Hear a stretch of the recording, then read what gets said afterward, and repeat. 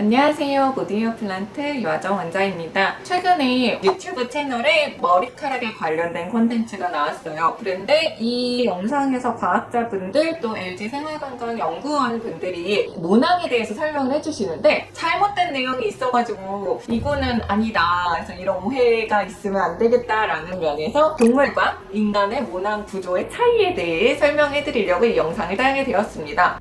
제가 사실 다른 유튜브를 잘 안 보거든요. 제가 아는 원장님이 이 유튜브 내용이 맞냐라고 저한테 링크를 보내주셨어요. 그래서 이걸 봤는데 다들 너무 재밌게 말하고 좋은 유튜브 채널이어가지고 이렇게 해야 구독자도 많고 잘 되는구나 라는 반성은 들었습니다. 여기 이 영상의 이 부분 볼까요? 사람의 모낭은 원래 한 구멍에 하나만 있다 이렇게 얘기가 나오잖아요. 그러면 머리카락은 한 구멍에 두 가닥 세 가닥 이렇게 나오잖아요 라고 하니까 하나만 살아있고 나머지는 옆에는 이제 죽어있는 건데 그냥 다 이렇게 꽂혀가지고 그렇게 보이는 거예요 이렇게 말씀을 하세요. 근데 이게 잘못된 내용이고, 근데 이 내용을 왜 말하셨는지는 조금 알 것 같기는 해요. 왜 이런 내용이 나왔는지 그리고 뭐가 다른지에 대해서 설명을 해드리도록 하겠습니다. 일단 인간은 모낭 단위 이식이라는 걸 해요. 폴리큘러 유닛이라고 하는데, 폴리큘러 유닛이라는 게 왜 나왔냐면 우리가 왜 유닛은 여러 명이 모이면 유닛이라고 하잖아요. 팀처럼 그런 것처럼 인간의 그 두피에 있는 모낭은 폴리클들이 2개, 3개 이런 식으로 몇 개씩 모여가지고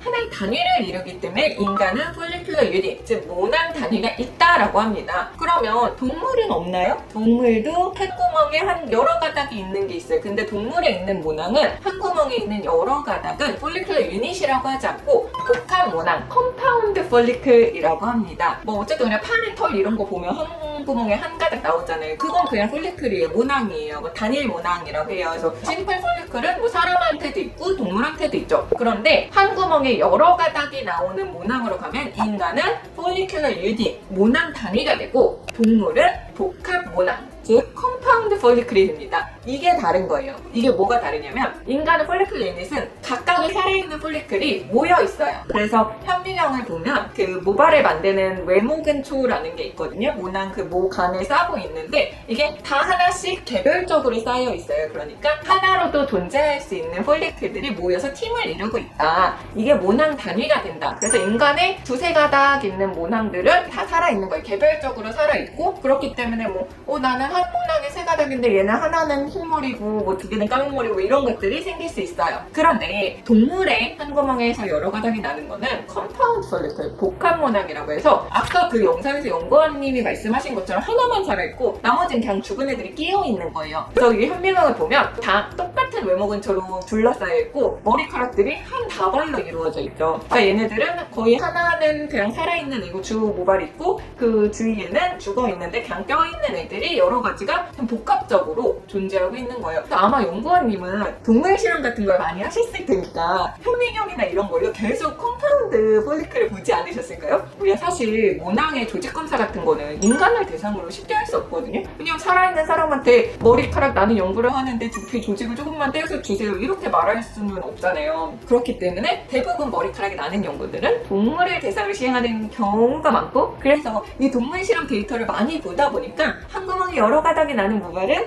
동물을 기준으로 생각을 하면 복합 모낭이고, 이 복합 모낭 안에는 한 가닥만 살아있고 나머지는 다 죽은 거구나 이렇게 생각을 오해를 하신 게 아닐까라고 생각이 듭니다. 그런데 인간은 복합 모낭이 아닌 모낭 단위가 있고, 모낭에 여러 가닥이 있더라도 세 가닥, 네 가닥이 다 독립적으로 살아있는 모낭이기 때문에 충분히 오해할 수는 있지만 약간 아쉬운 이야기였다라고 생각이 들어요.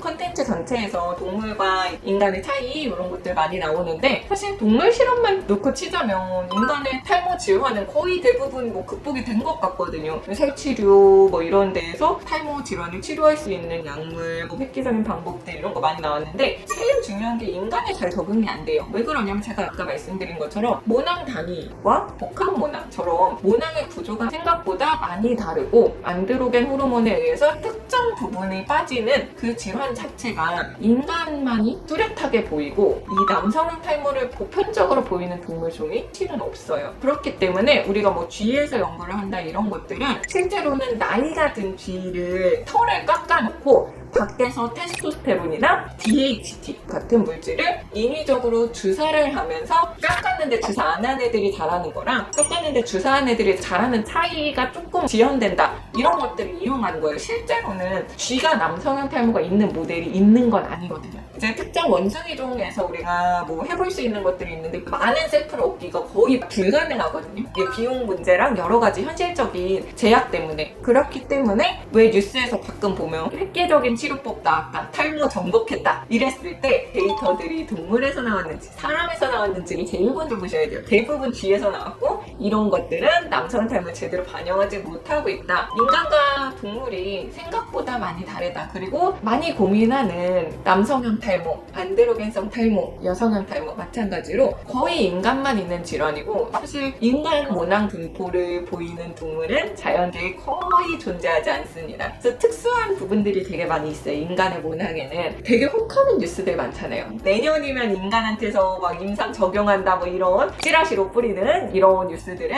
너무 속지는 않으셨으면 좋겠습니다. 그래서 오늘은 저보다 훨씬 재밌고 잘 되는 유튜브 채널 콘텐츠 중에 이건 좀 이상한데 라고 해서 친구가 저한테 제보해준 내용을 오해하지 마시라고 설명하는 콘텐츠를 들고 와봤어요. 저도 원래 영상처럼 유튜브 좀 재밌게 찍고 싶네요. 도움 많이 되었으면 좋겠습니다.